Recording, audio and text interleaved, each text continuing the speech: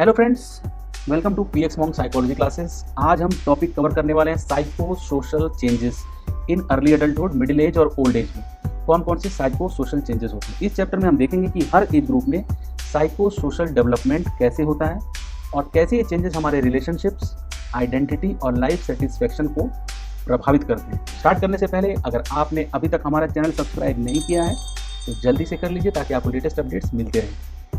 ये टॉपिक मैं इग्नू के मास्टर्स इन साइकोलॉजी के फर्स्ट ईयर से पढ़ा रहा हूँ। सब्जेक्ट है life span psychology, subject code है MPC 002 और आज हम करेंगे ब्लॉक 4 का यूनिट 3।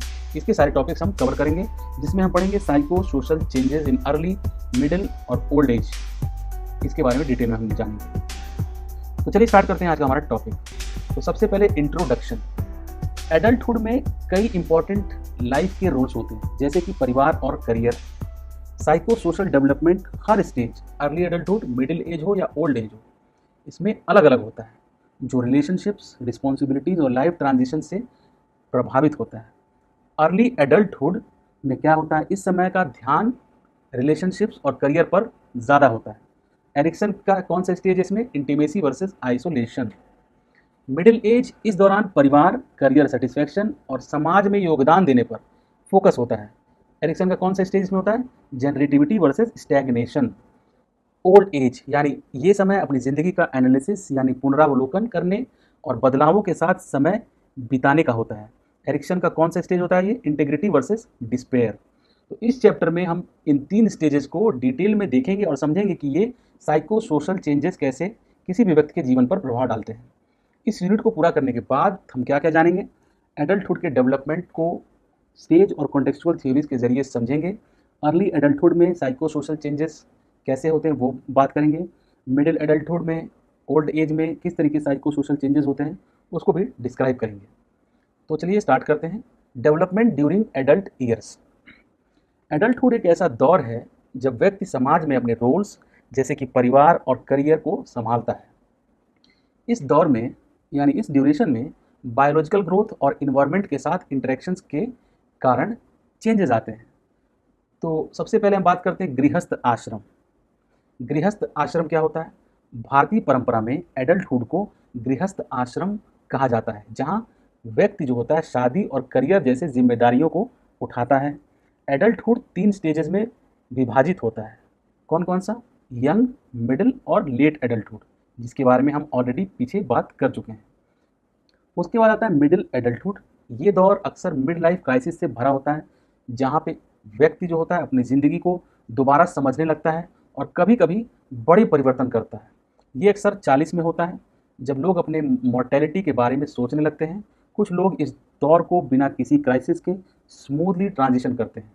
उसके बाद आता है ओल्ड एज। ये दौर 60 साल की उम्र से शुरू होता है, जो अक्सर रिटायरमेंट और हेल्थ कंसर्न से जुड़ा होता है। समाज में लोगों को बुढ़ापे को डिक्लाइन से जोड़ते हैं, लेकिन बहुत से लोग एक्टिव और हेल्दी भी होते हैं इस एज में। ग्रैंड पेरेंटिंग उनके लिए एक इमोशनल फुलफिलमेंट का जरिया होता है। सक्सेसफुल एजिंग का मतलब है लॉसेस को मिनिमाइज करना और गेन्स को मैक्सिमाइज करना। क्यों ये चेंजेस होते हैं, बायोलॉजिकल प्रोसेसेस और लाइफ एक्सपीरियंसेस व्यक्ति को ज़िंदगी में होने वाले चेंजेस को प्रभावित करते हैं, जो स्टेज थ्योरीज या कॉन्टेक्चुअल अप्रोचेस के माध्यम से समझा जा सकता है। अब ये सब चीज़ें क्या होती हैं उसको हम लोग बात करेंगे। Stage theories versus contextual approach क्या है ये?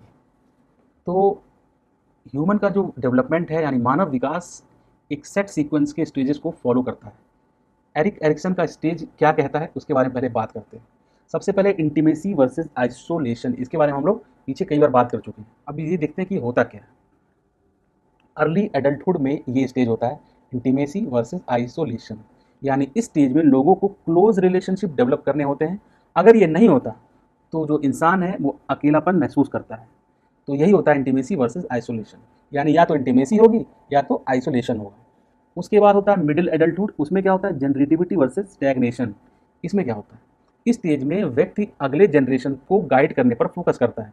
अगर ये नहीं होता तो वो सेल्फ सेंटर्ड हो जाता है। यही होता है जनरेटिविटी वर्सेस स्टैग्नेशन, यानी या तो वो अगले जनरेशन पे फोकस करता है और नहीं करता है तो वो सेल्फ सेंटर्ड हो जाता है, अपने बारे में सोचता है। थर्ड है ओल्ड एज। इसमें क्या होता है, एरिक्सन के स्टेज में इंटीग्रिटी वर्सेस डिस्पेयर, यानी इस स्टेज में लोग अपनी ज़िंदगी का अर्थ समझने की कोशिश करते हैं। अगर इसमें सफलता मिलती है तो इंटीग्रिटी मिलती है, नहीं तो डिस्पेयर होता है। ये था एरिक एरिक्सन का स्टेजेस। उसके बाद आता है कॉन्टेक्सचुअल अप्रोच। ये क्या बोलता है, डेवलपमेंट यूनिक इन्वायरमेंटल फैक्टर से प्रभावित होता है, यानी कि स्टेजेस में नहीं होता है। ये कहता है कि डेवलपमेंट जो होता है अलग अलग इन्वायरमेंटल फैक्टर्स की वजह से इफेक्ट होता है। तो ब्रॉन फैन ब्रेनर का इकोलॉजिकल सिस्टम थ्योरी है, वो कहते हैं माइक्रो सिस्टम और मीसो सिस्टम, दो चीज़ की बात करते हैं। माइक्रो सिस्टम यानी डायरेक्ट इंटरेक्शन, जैसे फैमिली और पीयर से डायरेक्टली जो आप इंटरेक्ट करते हैं उसको बोलते हैं माइक्रो सिस्टम। मीसो सिस्टम यानी माइक्रो सिस्टम के बीच के कनेक्शंस। तो डेवलपमेंट इन अलग अलग कॉन्टेक्स्ट से प्रभावित होता है, ना कि फिक्स्ड स्टेजेस से। की डिफरेंस क्या होता है स्टेज थ्योरी में और कॉन्टेक्सचुअल थ्योरी में? स्टेज थ्योरी यूनिवर्सल है, एज रिलेटेड क्राइसिस पर जोर देता है। कॉन्टेक्सचुअल थ्योरी व्यक्ति के इन्वायरमेंटल और यूनिक एक्सपीरियंसेस पर फोकस करता है। Psycho social changes during early adulthood पे अब हम लोग बात करना शुरू करते हैं। तो अर्ली एडल्टहुड यानी 20 से लेकर 40 साल एक ऐसी स्टेज है जिसमें लोग अपनी हेल्थ के पीक पर होते हैं। इस फेज में दोस्ती, रोमांस, बच्चे पैदा करना, करियर बनाना, इन पर फोकस होता है। ये सेल्फ डिस्कवरी और इंडिपेंडेंस का टाइम होता है, लेकिन नए जिम्मेदारियां भी बढ़ती हैं इस एज में। सोशल इंटरेक्शंस के जरिए लोग अपने आप को और दूसरों को अच्छी तरह समझना शुरू करते हैं, साथ ही फ्यूचर के लिए तैयार होते हैं, पर्सनल और सोशल एक्सपेक्टेशंस को मैनेज करते हैं। एरिक एरिक्सन थ्योरी क्या है? एरिक्सन के साइको सोशल डेवलपमेंट थ्योरी में 8 स्टेजेस होते हैं और हर स्टेज में एक इम्पॉर्टेंट क्राइसिस होता है जो आगे बढ़ने के लिए सॉल्व करना ज़रूरी है। जैसे घर बनाने के लिए एक फाउंडेशन चाहिए होता है, वैसे ही हर स्टेज एक बेस क्रिएट करती है अगली स्टेज के लिए। तो इंटीमेसी वर्सेस आइसोलेशन, इसके बारे में हम ऑलरेडी बात कर चुके हैं, फिर से बात कर लेते हैं। ये होता है अर्ली एडल्टहुड के टाइम पे। इस स्टेज में एडल्ट्स को दो रास्ते दिखते हैं, या तो गहरे रिश्तों में जुड़ना या तो अकेले रहना। इंटीमेसी का मतलब है अपनी इंडिपेंडेंस को बैलेंस करते हुए दूसरों के साथ लाइफ शेयर करना। जो लोग सक्सेसफुल होते हैं वो कोऑपरेटिव और टॉलरेंट होते हैं। आइसोलेशन के रिजल्ट में लोग कॉम्पिटिटिव होते हैं और क्लोज रिलेशनशिप्स बनाने में मुश्किल होती है उनको। ये डर होता है कि कहीं अपनी आइडेंटिटी या फ्रीडम ना खो जाए। जो लोग सक्सेसफुल रिश्तों में इंटीमेट होते हैं वो अगली स्टेज में आगे बढ़ते हैं, जिसे हम जनरेटिविटी कहते हैं। ये अगले जनरेशन का ख्याल रखना, जैसे पेरेंटिंग या सोसाइटी में कंट्रीब्यूट करना, इसमें ये लोग शिफ्ट होते हैं अगले स्टेज में। अब इसके बाद आता है Levinson seasons of life theory. Levinson seasons of life theory क्या बोलती है? लेविन्सन की थ्योरी कहता है कि एडल्टहुड ट्रांजिशन और स्टेबल पीरियड्स का मिक्स होता है, जिसमें हर फेज के अपने टास्क होते हैं। सबसे पहले इसमें आता है लाइफ स्ट्रक्चर। ये एक डिज़ाइन है जो हम अपनी लाइफ को देते हैं, जिसमें रिलेशनशिप्स और ऑक्यूपेशंस शामिल होते हैं। लाइफ स्ट्रक्चर का मकसद होता है पर्सनल और सोसाइटल डिमांड्स को बैलेंस करके क्वालिटी ऑफ लाइफ को बेहतर बनाना। स्टेजेस ऑफ ट्रांजिशन क्या क्या होते हैं इसमें Levinson seasons of life theory में? अर्ली एडल्टहुड ट्रांजिशन यानी 17 से लेकर 22 साल तक। इसमें क्या होता है, इस दौरान लोग अपने फ्यूचर का सपना बनाते हैं जो उनके डिसीजंस मेकिंग को गाइड करता है। मर्दों के सपने अक्सर इंडिविजुअल सक्सेस पे फोकस करते हैं, जबकि जो स्त्रियां होती, महिलाएं होती हैं, महिलाओं के सपने कभी कभी मर्दों के गोल्स को सपोर्ट करते हैं। ये होता है 17 से 22 साल के बीच में। एज 30 का ट्रांजिशन होता है, उसमें क्या होता है, ये समय होता है जब लाइफ को दोबारा इवेलुएट करने का टाइम होता है। अगर कोई अब तक सिंगल है तो पार्टनर ढूंढना प्रायोरिटी बन जाता है। जो लेडीज़ फैमिली लाइफ में इमर्स्ड हैं वो अपने इंडिविजुअल गोल्स पे फोकस करना शुरू करती हैं। सेटलिंग डाउन इन 30s, इस फेज में जो मेल होते हैं अपनी की रिलेशनशिप्स और एस्पिरेशंस पे फोकस करते हैं और स्टेबिलिटी ढूंढते हैं, लेकिन जो फीमेल होती हैं वो फैमिली रिस्पॉन्सिबिलिटीज़ के चलते थोड़ी इनस्टेबिलिटी महसूस करती हैं। सोशल क्लॉक, ये एज बेस्ड एक्सपेक्टेशंस को रिफ़र करता है। जैसे शादी या करियर के लिए अगर किसी फीमेल है अपने 20s में शादी कर लेती है और बच्चों का ख्याल भी करती है, उसको बोलते हैं फेमिनिन सोशल क्लॉक। तो सोसाइटी उन्हें रिस्पॉन्सिबल समझता है, लेकिन कभी कभी उन्हें लोअर सेल्फ एस्टीम का सामना करना पड़ता है। जो फीमेल करियर पहले परस्यू करती है उसको बोलते हैं मस्कुलिन सोशल क्लॉक। वो ज़्यादा इंडिपेंडेंट और सोशेबल बन जाती है। क्लोज रिलेशनशिप, इसमें क्या होता है, रोमांटिक लव, पार्टनर ढूंढना सेल्फ एस्टीम और वेलबींग को इन्हेंस करता है। सेलेक्टिंग अ मेट, लोग अक्सर अपने जैसा ही बैकग्राउंड और वैल्यूज़ वाले पार्टनर को पसंद करते हैं। Sternberg triangular theory of love, ये थ्योरी कहती है कि प्यार में 3 कंपोनेंट्स होते हैं, इंटीमेसी, पैशन और कमिटमेंट। टाइम के साथ रिलेशनशिप पैशनेट लव से कंपेनिएट लव, कमिटमेंट और इमोशनल बॉन्ड्स पे फोकस करते हैं, इन पे वो शिफ्ट होते हैं। कम्युनिकेशन, लॉन्ग लास्टिंग रिलेशनशिप के लिए ज़रूरी है कि उसमें वार्मथ, फॉरगिवनेस, एक्सेप्टेंस और रिस्पेक्ट हो। इसके बाद आता है attachment patterns and romantic relationships. हमारे बचपन के एक्सपीरियंसेस स्पेशली जो हमें अपने केयर गिवर्स के साथ होते हैं, वो हमारे आने वाले इंटीमेट रिलेशनशिप को कैसे हैंडल करते हैं उस पर काफ़ी असर डालते हैं। अलग अलग अटैचमेंट पैटर्न्स होते हैं जो हमारे रोमांटिक रिलेशनशिप्स में दिखाई देते हैं। सबसे पहले सिक्योर अटैचमेंट। जो लोग सिक्योर अटैचमेंट वाले होते हैं उन्हें लगता है कि वो लाइकेबल हैं और इंटीमेसी से कंफर्टेबल होते हैं। इनका रिलेशनशिप ट्रस्टिंग और हैप्पी होता है। ये अपने पार्टनर से कंफर्ट ढूंढते हैं और इनकी सेक्सुअल रिलेशनशिप भी सेटिस्फाइंग होती है। उसके बाद आता है अवॉइडेंट अटैचमेंट। अवॉइडेंट अटैचमेंट उन लोगों में होती है जिनके पेरेंट्स क्रिटिकल या डिमांडिंग होते हैं। ये लोग इंडिपेंडेंट होते हैं और इंटीमेसी पे भरोसा नहीं करते हैं। इन्हें लगता है कि प्यार ढूंढना या निभाना मुश्किल है और इनका रिलेशनशिप थोड़ा डिस्टेंट होता है जिसमें जेलसी और इमोशनल डिटैचमेंट हो सकता है। तीसरा है रेजिस्टेंट अटैचमेंट। रेजिस्टेंट अटैचमेंट उन लोगों में होता है जिनके पेरेंट्स इनकंसिस्टेंट या अनफेयर रहे होते हैं। इन्हें छोड़ दिए जाने का डर होता है और वो अपने पार्टनर को स्मॉदर करते हैं, यानी उन पे ज़्यादा डिपेंड करते हैं। इनका रिलेशनशिप इंटेंस होता है जिसमें इमोशंस के हाइज और लोज होते हैं और बाउंड्रीज क्लियर नहीं होती। ये अलग अलग अटैचमेंट पैटर्न्स बताते हैं कि कैसे हमारे चाइल्डहुड के एक्सपीरियंसेस बड़े होकर हमारी रोमांटिक लाइफ को प्रभावित करते हैं। Impact on relationships. रिलेशनशिप्स पे हमारे अटैचमेंट पैटर्न्स का डायरेक्ट असर होता है। जो लोग अपने आप को सिक्योर फील करते हैं वो अपने रिलेशनशिप में भी सिक्योरिटी लाते हैं, लेकिन जिन लोगों का ट्रबल्ड बैकग्राउंड होता है उनके लिए रिलेशनशिप में स्टेबिलिटी बनाना मुश्किल हो सकता है। फ्रेंडशिप्स यानी सेम सेक्स फ्रेंडशिप्स। वुमेन ज़्यादा इंटीमेट और इमोशनल फ्रेंडशिप बनाती हैं जिसमें वो अपनी फीलिंग्स शेयर करती हैं। मेन जो होते हैं वो ज़्यादा एक्टिविटीज़ करते हैं लेकिन डीप इमोशनल बॉन्ड बनाने में उन्हें मुश्किल होती है क्योंकि कभी कभी कंपटिटिवनेस आ जाता है। अदर सेक्स फ्रेंडशिप्स कैसे होती हैं? ये फ्रेंडशिप्स कम देखने को मिलती हैं और ज़्यादा समय तक नहीं चलती, लेकिन वैल्यूएबल इंसाइट्स देती हैं। मैन और वुमेन दोनों ज़्यादातर कन्फाइड करते हैं वुमेन से क्योंकि वुमेन इमोशनल सपोर्ट देने में अच्छी होती हैं। Siblings as a friend. आपके भाई बहन अगर आपके फ्रेंड हो तो क्या होता है? स्पेशली सिस्टर एडल्टहुड में अच्छी कॉम्पेनियंस बन जाती हैं। स्ट्रॉन्ग सिबलिंग रिलेशनशिप्स का कनेक्शन बेटर मेंटल हेल्थ से होता है जो एडल्टहुड में ज़रूरी होता है। ये सब दिखाता है कि हमारे डिफरेंट रिलेशनशिप्स का नेचर हमारे इमोशनल डेवलपमेंट को कैसे शेप करता है। अब है द फैमिली लाइफ साइकिल। क्या होता है फैमिली लाइफ साइकिल इस एज ड्यूरेशन में? सबसे पहले लिविंग होम। यंग एडल्ट्स पढ़ाई, काम या मिलिट्री सर्विस के लिए घर छोड़ देते हैं। Early exit. कुछ लोग फैमिली स्ट्रेस के कारण जल्दी घर छोड़ते हैं और कई बार फाइनेंशियल रीजंस के लिए वापस आ जाते हैं। Joining families in marriage. Marriage age क्या होता है? आजकल लोग लेट शादी कर रहे हैं। मेल के लिए लगभग 25 और लेडीज़ के लिए यानी वुमेन के लिए 27 ईयर्स आजकल नॉर्मल है। मैरिज, शादी के साथ दो परिवार मिलते हैं जिससे रोल्स और एक्सपेक्टेशंस मैनेज होते हैं और उनको मैनेज करने के लिए अच्छी कम्युनिकेशन और निगोशिएशन की ज़रूरत होती है। Marital roles. ट्रेडिशनल मैरिज क्या होता है?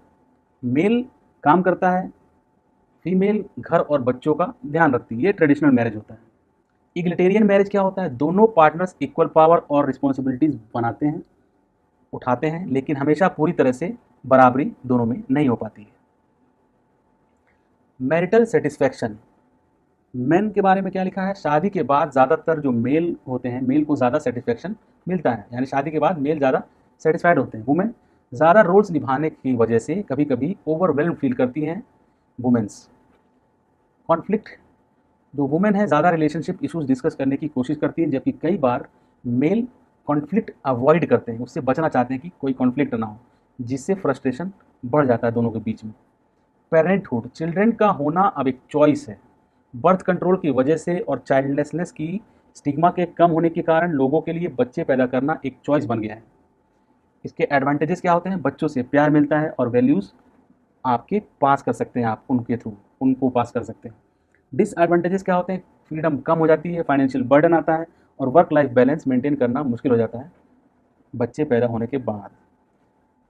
Transition to parenthood. New responsibilities आती हैं, पेरेंट बनने के बाद नई जिम्मेदारियां आती हैं और फाइनेंशियल प्रेशर बढ़ता है। Marital satisfaction. बच्चे होने के बाद कई बार रिलेशनशिप में टेंशन बढ़ सकती है, स्पेशली जब पहले से ही प्रॉब्लम हो, तब तो और बढ़ जाती है। Career development. मेन कैसे करते हैं? मेन जो होते हैं अक्सर अपनी स्कूलिंग के बाद सीधा करियर स्टार्ट करते हैं। सक्सेस का फॉर्मूला क्या होता है? काम में डेडिकेशन और कॉन्फिडेंस होने पर करियर में सक्सेस मिलता है। बैलेंसिंग वर्क एंड फैमिली, कैसे बैलेंस होगा work and family? Dual career couples, दोनों पार्टनर्स जॉब करते हैं तो खास करके फीमेल्स जो होती हैं रोल ओवरलोड और स्ट्रेस का सामना करती हैं, यानी उन्हें जॉब भी करना है, घर भी संभालना है, बहू बन के, पत्नी बन के, माँ बन के, तो ओवर स्ट्रेस हो जाती है। लोअर इनकम फैमिलीज, कम जो आमदनी वाली फैमिलीज के लिए चाइल्ड केयर और टाइम ऑफ के लिए ऑप्शंस लिमिटेड होते हैं, इस वजह से काम और फैमिली बैलेंस करना उनके लिए मुश्किल हो जाता है।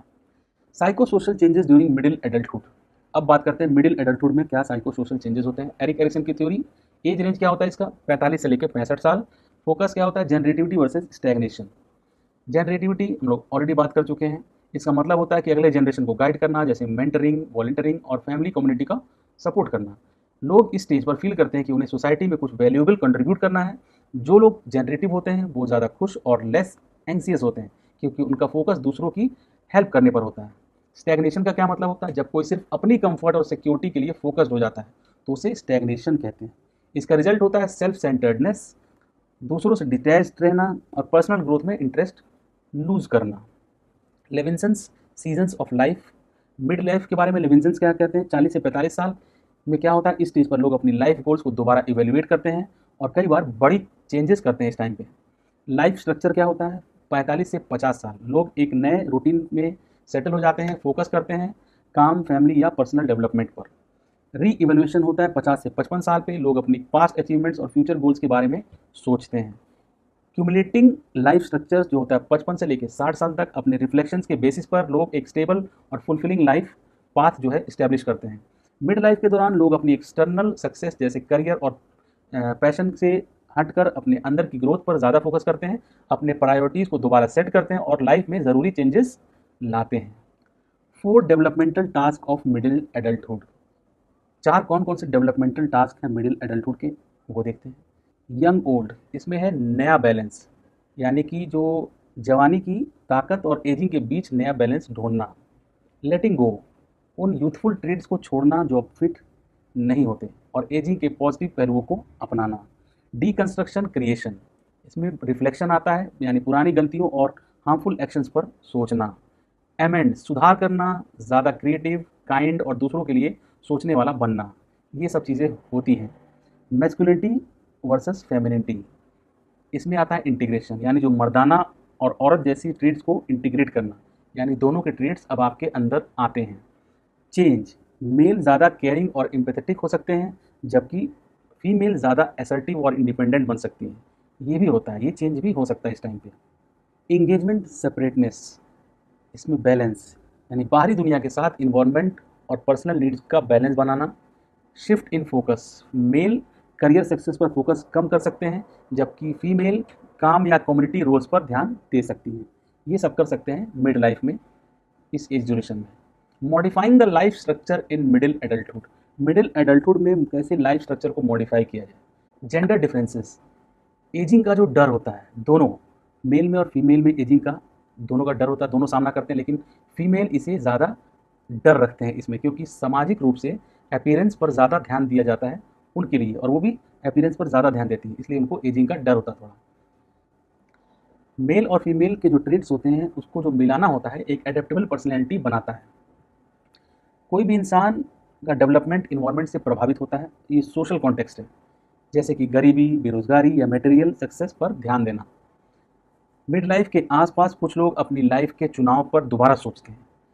मेल अक्सर अपने अर्ली 40s में और जो फीमेल है अपने 40s या 50s में ऐसा करती हैं, दोबारा से पूरा पुनर्मूल्यांकन करते हैं अपनी लाइफ का। Stage versus life events, mid life changes कभी कभी इवेंट्स जैसे बच्चे घर से निकल जाना, वृद्ध जो आपके माता पिता हैं की वजह से होते हैं, ना कि किसी स्पेसिफिक डेवलपमेंटल स्टेज की वजह से। स्टेज वर्सेस लाइफ इवेंट्स ये बोलता है कि चेंजेस जो हैं लाइफ इवेंट्स पे डिपेंड करते हैं और उनकी वजह से होते हैं, ना कि किसी स्टेज में ये सब चीज़ें होती हैं। ये बोलता है stage versus life events. Stability and change in self concept and personality, जवानी में लोग अपने फ्यूचर सेल्फ्स के लिए आइडियलिस्टिक और विविड विजन्स रखते हैं। उम्र के साथ ये विजन्स ज़्यादा रियलिस्टिक, फोकस्ड और मॉडेस्ट हो जाते हैं। जो उनकी करंट कॉम्पिटेंसी से जुड़े होते हैं। सेल्फ एक्सेप्टेंस एंड ऑटोनॉमी, जो मिड एज होती है, मिड एज के लोग अक्सर अपनी लाइफस्टाइल को अपनी ज़रूरत के अनुसार बदलते हैं और इंट्रोस्पेक्टिव हो जाते हैं वो लोग। स्ट्रेटजीज, उनकी कोपिंग स्ट्रेटजीज क्या होती हैं? लोग बेहतर प्रॉब्लम सॉल्विंग स्किल्स डेवलप करते हैं, पहले से ही योजना बनाते हैं, चैलेंजेस में पॉजिटिव ढूंढते हैं और ह्यूमर का इस्तेमाल करते हैं। जेंडर आइडेंटिटी, फीमेल ज़्यादा असर्टिव होती हैं जबकि मेल जो होते हैं ज़्यादा सेंसिटिव होते हैं इस एज में, जो मस्कुलिन और फेमिनिन ट्रेड्स का एक बैलेंस बनाता है।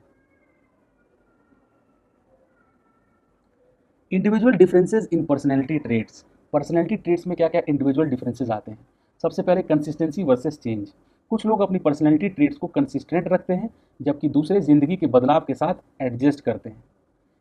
मिड लाइफ रिलेशनशिप्स, पेरेंट्स अपने रोल्स को रीडिफाइन करते हैं, एडल्ट चिल्ड्रन के साथ, इन लॉज के साथ और बूढ़े पेरेंट्स को मैनेज करते हैं। मैरिज एंड डाइवोर्स, आर्थिक रूप से स्टेबल होने पर मिड एज के डाइवोर्सेस से ज़्यादा इमोशनली मैनेजेबल होते हैं। इमोशनल मैनेजमेंट, फाइनेंशियली स्टेबल जो लोग होते हैं उनका मिड एज में डाइवोर्सेस ज़्यादा इमोशनली मैनेजेबल होते हैं। फेमिनाइजेशन ऑफ पॉवर्टी, औरतें खासकर सिंगल मदर्स गरीबी के पॉपुलेशन का बड़ा हिस्सा बनती हैं। पेरेंट चाइल्ड रिलेशंस, जब पेरेंट्स अपनी ज़िंदगी पर फोकस करते हैं तब रिलेशंस पॉजिटिव होते हैं। अथॉरिटेटिव पेरेंटिंग से बॉन्ड्स मजबूत होते हैं। दादी दादा बनना मज़ेदार होता है जिसमें कम रिस्पॉन्सिबिलिटीज़ होती हैं और ग्रैंड किड्स को वार्मथ और सपोर्ट मिलता है। जीवन के घटनाओं के साथ संबंध बढ़ते हैं, जो बहनें अक्सर भाइयों से ज़्यादा करीब होती हैं। रिलेशनशिप में भी बदलाव आते हैं, जीवन के घटनाओं के साथ जो रिलेशनशिप हैं वो बदलते हैं। बहनें जो होती हैं अक्सर भाइयों से ज़्यादा करीब होती हैं। फ्रेंडशिप्स, औरतें ज़्यादा क्लोज फ्रेंड्स बनाए रखती हैं, दोस्ती इमोशनल सपोर्ट देती है इनको। जॉब अपॉर्चुनिटीज़, जो बुज़ुर्ग वर्कर्स हैं उनको ट्रेनिंग के कम मौके मिलते हैं और इसकी वजह से उनको प्रॉब्लम्स का सामना करना पड़ता है। मिड एज में करियर चेंजेस बहुत नॉर्मल होते हैं, लोग इजीली करियर चेंजेस कर लेते हैं, लेकिन जो बुजुर्ग लोग हैं उनको जॉब अपॉर्चुनिटीज़ की कमी हो जाती है। अनएम्प्लॉयमेंट, मिड एज के वर्कर्स को जॉब लॉस और एम्प्लॉयबिलिटी के कम होने से ज़्यादा परेशानी होती है क्योंकि इनके ऊपर बहुत ज़्यादा बर्डन होता है फैमिली का और लाइफ का। रिटायरमेंट प्लानिंग, बहुत से लोग रिटायरमेंट की तैयारी नहीं करते, जो बोर्डम और डिप्रेशन का कारण बन सकता है अगर उनके अंदर हॉबीज़ या कम्युनिटी इन्वॉल्वमेंट नहीं होती है तो। Psycho social changes in old age, बुजुर्ग लोग अक्सर दोस्ती को परिवार से ज़्यादा अहमियत देते हैं क्योंकि परिवार से दूरी या उन्हें तकलीफ नहीं देना चाहते हैं वो लोग। बहुत से लोग आज़ादी को पसंद करते हैं और अपने उम्र के लोगों के साथ समय बिताना चाहते हैं। शादीशुदा कपल्स को रिटायरमेंट से एडजस्ट करने में मुश्किल हो सकती है, लेकिन शादीशुदा लोग अक्सर ज़्यादा खुश रहते हैं। जो लोग कभी नहीं शादी करते हैं वो अकेलेपन से सबसे अच्छे से निपटने लगते हैं। एरिक्सन्स थ्योरी क्या होती है इस एज में? Ego integrity versus despair. Ego integrity यानी ज़िंदगी की सफलता और नाकामियों को स्वीकार करना, जिसे एक पूर्णता और सुकून का एहसास होता है, और मौत को भी स्वीकार करते हैं ऐसे लोग। लेकिन इसका उल्टा होता है डिस्पेयर यानी निराशा, पिछले फैसलों पर अफसोस करना, जो कि बिटरनेस, होपलेसनेस और मौत से डर को जन्म देता है। इस तरह बुढ़ापे में साइको सोशल चेंजेस दोस्ती, परिवार और अपने आप को समझने में बहुत मायने रखते हैं। पैक्स थ्योरी क्या है? Three task of ego integrity, ego differentiation versus work role preoccupation. Retirement के बाद लोगों को नए रोल्स और सेल्फ वर्थ के नए सोर्सेज ढूंढने होते हैं जो उनकी करियर से अलग होते हैं। Body transcendence versus body pre occupation, बुजुर्गों को अपने शारीरिक गिरावट को स्वीकार करना पड़ता है और मेंटल, सोशल और इमोशनल स्ट्रेंथ पर ध्यान देना होगा, यानी ध्यान देना होता है।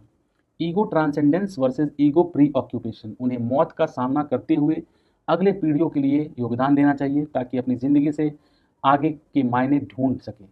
लेबोव Vief's theory of emotional expertise, ये क्या बोलती है? बुजुर्ग लोगों में इमोशनल सेंसिटिविटी बढ़ जाती है जो ज़िंदगी के अनुभवों पर अच्छे से विचार करते हैं, जबकि जवान लोग अक्सर इम्पल्सिव होते हैं।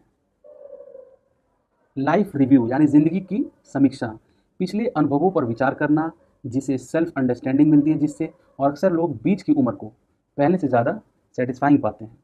इस प्रकार पैक की थ्योरी और लेबोवीव की थ्योरी को, इसके थ्रू बुढ़ापे में ईगो इंटीग्रिटी और इमोशनल एक्सपर्टाइज के मायने समझना ज़रूरी है।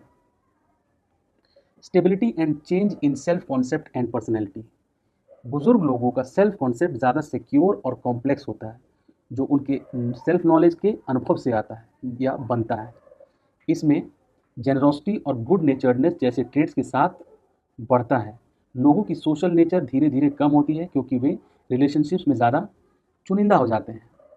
ये रेजिलियंस और वेल बींग को बढ़ाता है, जिससे वे ज़िंदगी के चैलेंजेस से अच्छे से निपट सकते हैं। स्पिरिचुअलिटी एंड रिलीजियोसिटी, ये गहरा होता है। स्पिरिचुअलिटी उनकी गहरी होती है, जिसमें लोग आर्ट, नेचर और रिलेशनशिप्स में मायने ढूंढते हैं, जो ज़िंदगी के रहस्यों के साथ शांति प्रदान करता हो। रिलीजन, ये रिचुअल्स और बिलीव्स के थ्रू स्टेबिलिटी प्रदान करता है। इस प्रकार बुढ़ापे में सेल्फ कॉन्सेप्ट और पर्सनैलिटी में होने वाले बदलाव और स्टेबिलिटी को समझना ज़रूरी है। Individual differences in psychological wellbeing, control versus dependency. जब लोग डिपेंडेंट बिहेवियर्स दिखाते हैं तो उनकी मदद तुरंत की जाती है, जो दूसरों पर निर्भर रहने की आदत को बढ़ाता है।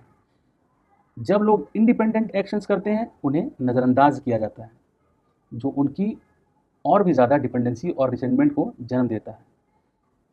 एल्डर्स सुसाइड, बुजुर्ग लोग कभी कभी ज़िंदगी से दूर हो जाते हैं, मदद, दवाओं या रिश्तों को रिफ्यूज़ करते हैं, जो कभी कभी अननोटिस्ड सुसाइड तक ले जा सकता है। हेल्थ एंड वेलबींग, बीमारी या डिसेबिलिटी से कंट्रोल का लॉस होता है, जो हेल्पलेसनेस और सोशल आइसोलेशन को बढ़ाता है, और ये दोनों मेंटल और फिजिकल हेल्थ को प्रभावित करते हैं। बुजुर्ग लोग अक्सर लॉस, पुअर हेल्थ और फाइनेंशियल स्ट्रेन का सामना करते हैं, खास करके औरतें, लेकिन वे रिश्तों से इमोशनल वैल्यू भी ढूंढ सकते हैं। सोशल सपोर्ट, सामाजिक इंटरेक्शंस स्ट्रेस को कम करता है और हेल्थ को प्रमोट करता है, लेकिन बुजुर्ग लोगों को डिस्ट्रेस महसूस होता है जब वे मदद का जवाब नहीं दे पाते। रिलेशनशिप्स एंड लेट एडल्टहुड, इसमें सबसे पहला आता है सोशल कॉन्वॉय। ये क्या होता है? एक फैमिली और फ्रेंड्स का ग्रुप होता है जो सेफ्टी और सपोर्ट प्रोवाइड करता है। कुछ रिश्ते मजबूत होते हैं, कुछ कमज़ोर होते हैं, लेकिन बुजुर्ग इन कनेक्शंस को सुरक्षा के लिए बनाए रखने की कोशिश करते हैं। मैरिज, जब फेयरनेस, जॉइंट एक्टिविटीज़ और पॉजिटिव कम्युनिकेशन सुधरता है तो मैरिटल सेटिस्फेक्शन बढ़ता है। सिबलिंग्स, बहनों के बीच का रिश्ता आमतौर पर मजबूत होता है। यादों को याद करना फैमिली कंटिन्यूटी क्रिएट करता है और लाइफ रिव्यू का मौका देता है। फ्रेंडशिप्स, जो फ्रेंडशिप दोस्ताना कॉम्पेनियनशिप है, एक्सेप्टेंस और लॉस से प्रोटेक्शन प्रोवाइड करता है। औरतें आमतौर पर क्लोज फ्रेंड्स और कैजुअल एक्वेंटेंसेस दोनों रखती हैं। उसके बाद आता है retirement and leisure. Retirement decision, ये decisions affordability, health, meaningful activities, early benefits, gender और एथेनिसिटी से प्रभावित होते हैं। औरतें अक्सर फैमिली डिमांड्स की वजह से जल्दी रिटायरमेंट ले लेती हैं। एडजस्टमेंट फैक्टर्स क्या होते हैं? Health, financial stability, personal control over retirement decisions, job satisfaction, social support और मैरिटल हैप्पीनेस सब एडजस्टमेंट पर असर करते हैं। लेजर एक्टिविटीज़, ये फिजिकल और मेंटल हेल्थ के लिए इंपॉर्टेंट होते हैं और मोर्टेलिटी को कम करने में मददगार होते हैं। रिटायरमेंट से पहले हॉबीज़ और वॉलंटियरिंग का विकास करना बाद में सेटिस्फैक्शन को इन्हेंस करता है। सक्सेसफुल एजिंग क्या होती है? इसमें लॉसेस को मिनिमाइज़ करना और गेंस को मैक्सिमाइज़ करना होता है, यानी जो आपने पाया है उसको आप ज़्यादा याद करिए, चीयर करिए, और जो खोया है उसको आप भूल जाइए, मिनिमाइज़ करिए। सपोर्टिव सोशल कॉन्टेक्स्ट के थ्रू, जैसे कि अच्छा health care, secure housing, social services और life long learning opportunities, adapted housing और सेंसिटिव नर्सिंग केयर भी पॉजिटिव कंट्रीब्यूशन करते हैं। ये एस्पेक्ट्स लेट एडल्टहुड के दौरान रिलेशनशिप्स और रिटायरमेंट के मामले में बहुत ही इंपॉर्टेंट होते हैं। तो ये था हमारा आज का video, psycho social development in early, middle and let adulthood. उम्मीद करता हूँ आपको ये समझ में आया होगा और आपको एग्जाम प्रिपरेशन में, स्टडीज़ में इससे कुछ ना कुछ हेल्प ज़रूर मिलेगी। अगर आप इसको एक बार देख लेंगे तो पूरा चैप्टर आपको आसानी से समझ में आ जाएगा। अगर आपको इसके नोट्स चाहिए तो आप मेरी मेल ID pxmonks@gmail.com पर अपनी रिक्वेस्ट भेज सकते हैं, जहाँ सिर्फ 9 रुपये पर पेज पे करके आप ये नोट्स पा सकते हैं। आपने मेरी बात को इतनी ध्यान से सुना, उसके लिए बहुत बहुत धन्यवाद। Thank you from PX Monk। हमारे चैनल को लाइक करें, सब्सक्राइब करें और शेयर करें, ताकि हम ये नॉलेज ज़्यादा से ज़्यादा लोगों तक पहुंचा सकें। So keep listening and keep learning. See you in our next video. Thank you very much.